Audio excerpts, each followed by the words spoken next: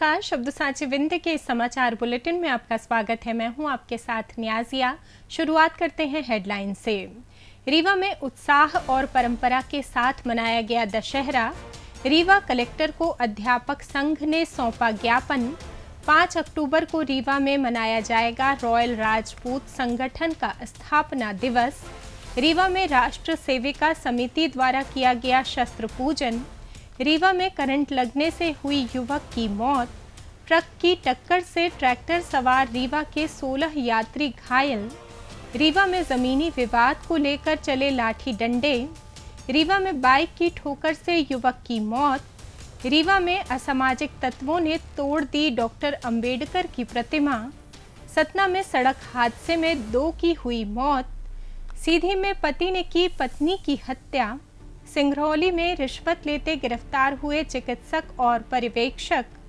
और रीवा में जारी हुआ अति भारी बारिश का ऑरेंज अलर्ट।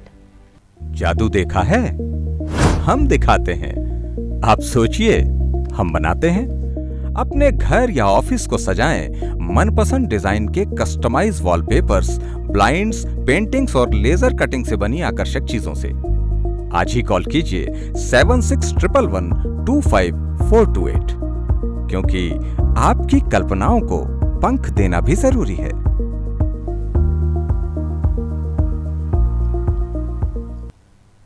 अब खबरें विस्तार से।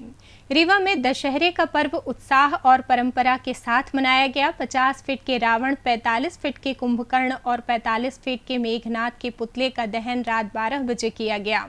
रावण दहन देखने के लिए लोग रात में इंतजार करते रहे, जहां हर साल की तरह परंपरागत तरीके से किला परिसर से राज परिवार के लोग झांकी लेकर एनसीसी मैदान पहुंचे, जिसके बाद करीब 1 घंटे तक पूजन अर्चन की प्रक्रिया की गई। फिर सांस्कृतिक कार्यक्रम का सिलसिला शुरू हुआ।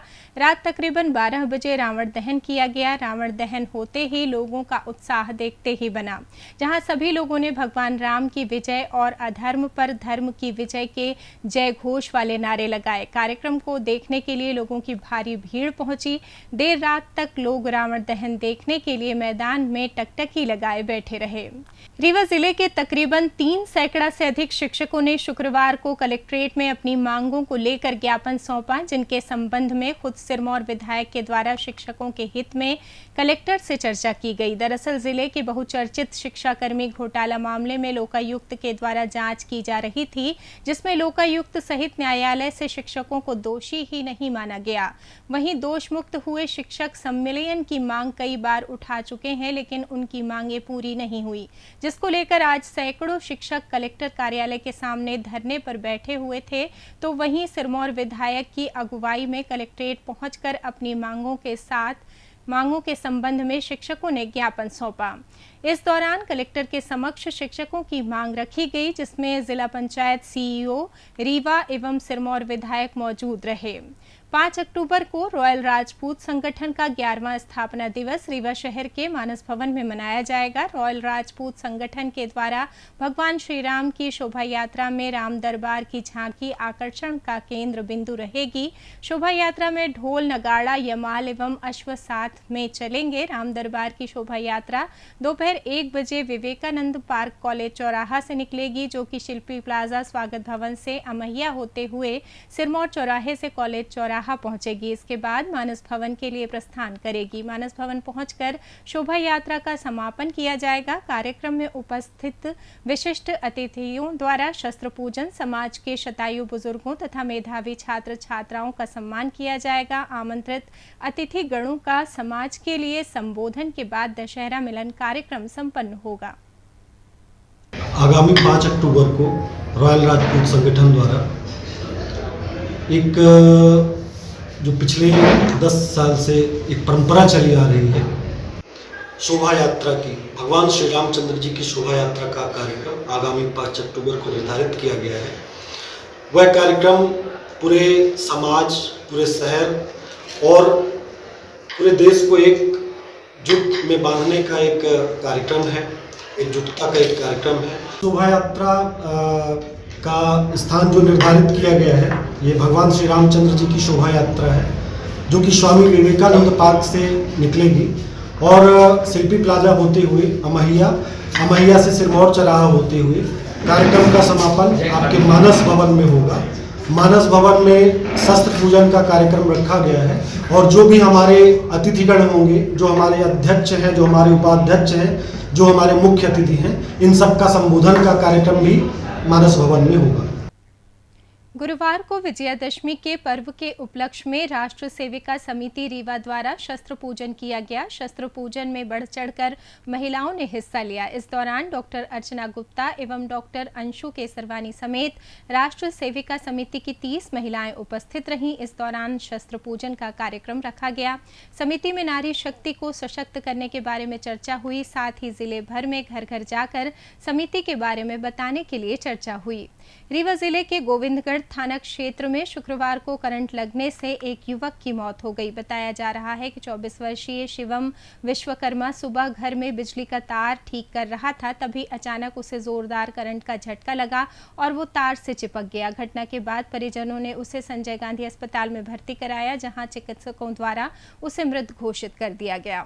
रीवा जिले के बैकुंठपुर कस्बे से मैहर देवी प्रतिमा लेकर जा रहे ट्रैक्टर सवार तकरीबन 1.5 दर्जन लोग सड़क हादसे का शिकार हो गए हैं। इस दौरान एक युवक का पैर भी कट गया है। घटना की सूचना मिलते ही मौके पर पहुंची अमरपाटन पुलिस ने सभी घायलों को उपचार के लिए रीवा के संजय गांधी अस्पताल में भर्ती कराया। इस हादसे के बारे में जानकारी देते हुए घायलों ने बताया कि वो रीवा के बैकुंठपुर कस्बे से दुर्गा प्रतिमा मैहर ले जा रहे थे। इसी दौरान जैसे ही अमरपाटन कस्बे के समीप पहुंचे, तभी ट्रैक्टर को सड़क के किनारे खड़ा कर सभी महिला और पुरुष ट्रैक्टर से नीचे उतर रहे थे। तभी तेज रफ्तार ट्रक ने ट्रैक्टर में जोरदार टक्कर मार दी, जिससे ट्रैक्टर में सवार तकरीबन 16 लोग घायल हो गए, जिनमें से 9 लोगों को गंभीर चोटें आई हैं। शुक्रवार सुबह रीवा जिले के सगरा थाना क्षेत्र के ग्राम लौआ लक्ष्मणपुर में जमीनी विवाद को लेकर 2 परिवारों के बीच जमकर लाठी डंडे चले। घटना में पति पत्नी सहित 3 लोग घायल हुए हैं। मारपीट में घायल हुई महिला की हालत गंभीर बताई जा रही है। घटना की सूचना मिलते ही सगरा पुलिस मौके पर पहुंची। तब तक मामला शांत हो चुका था। घटना के संबंध में हनुमंत लाल पटेल ने बताया कि उनके परिवार के साथ उनका जमीनी विवाद चल रहा है। मामला न्यायालय में विचाराधीन है। इसके बावजूद भी दूसरे पक्ष के द्वारा जमीन बेच दी गई। उन्होंने बताया कि 8 दिन पहले भी विवाद को लेकर मारपीट की स्थिति निर्मित हुई थी। हनुमंत लाल ने बताया कि शुक्रवार सुबह 6 बजे परिवार के ही 10 लोग लाठी डंडे लेकर आए और सुरेश पटेल और उसकी पत्नी गौरी पर हमला कर दिया। ज्यादा चोट आने के कारण घायल गौरी को संजय गांधी अस्पताल में भर्ती कराया गया है। वहीं 2 लोगों को प्राथमिक उपचार के बाद छुट्टी दे दी गई। फिलहाल पुलिस मामले की जांच में जुटी है। रीवा जिले के मनगावा थाना क्षेत्र के ग्राम धवैया के रहने वाले गिरधारी लाल विश्वकर्मा की सड़क हादसे में मौत हो गई।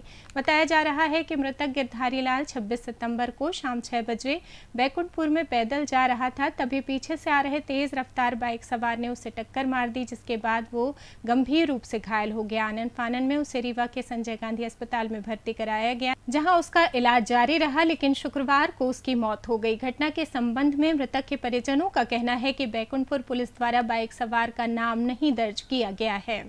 रीवा जिले के मनगावा थाने के समीप वार्ड क्रमांक 14 में असामाजिक तत्वों ने डॉक्टर भीमराव अंबेडकर की मूर्ति से तोड़फोड़ की है। इस घटना के बाद डॉक्टर अंबेडकर के समर्थकों ने मनगावा थाने पहुंचकर घटना की सूचना दी। साथ ही इस घटना के बाद रोष भी व्यक्त किया है। वहीं मनगावा थाना प्रभारी गजेंद्र सिंह धाकड़ ने बताया कि घटना की सूचना के बाद BSL की धाराओं के साथ प्रकरण दर्ज कर लिया है। दूसरी ओर बाबा साहब डॉक्टर भीमराव अंबेडकर समिति सदस्यों ने कड़ा विरोध जताते हुए आरोपियों की शीघ्र गिरफ्तारी की मांग की और आंदोलन की धमकी दी है।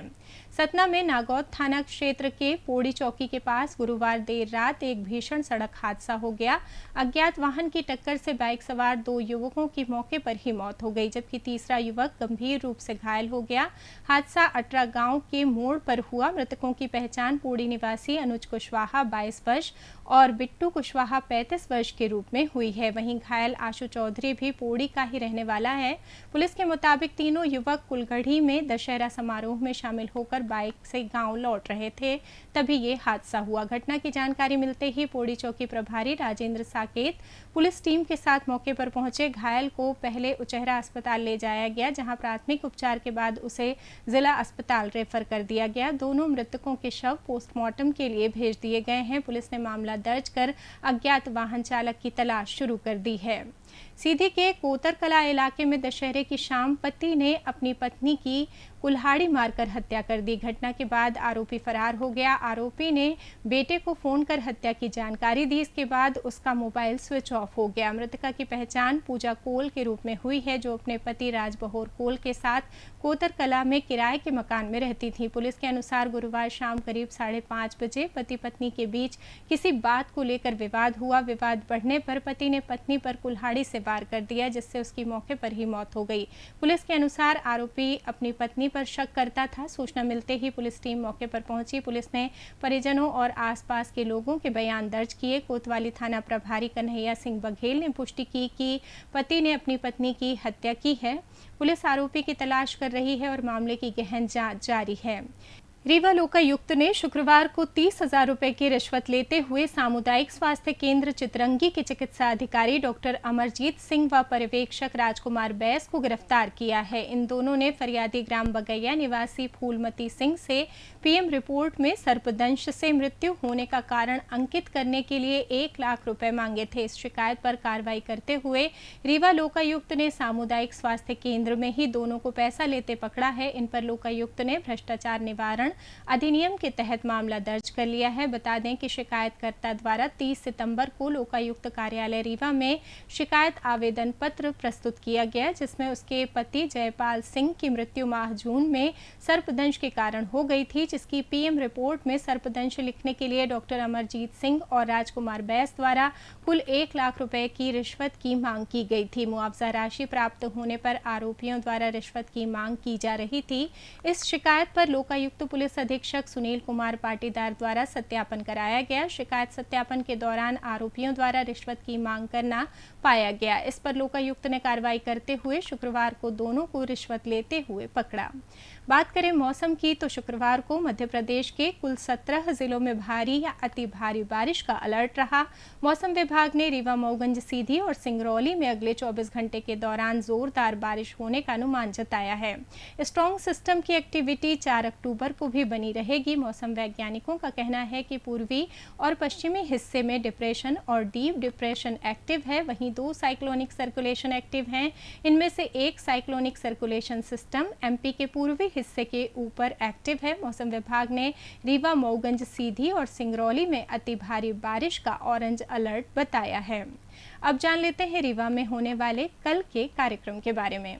4 अक्टूबर को इस्लाम धर्म के महान सूफी संत औलियाए कामिल पीराने पीर दस्तगीर हजरत शेख अब्दुल कादिर जिलानी की याद में ईद गौसिया पर्व मनाया जाएगा। इसी के साथ ये समाचार बुलेटिन समाप्त हुआ। कल फिर मिलेंगे नई खबरों के साथ। जुड़े रहिए शब्द साँची विंध्य से, और विंध्य से जुड़ी तमाम खबरों के लिए हमारे चैनल को सब्सक्राइब कर दें। अपने आसपास की खबरें हम तक पहुंचाने के लिए स्क्रीन पर दिए नंबर पर आप संपर्क भी कर सकते हैं। धन्यवाद।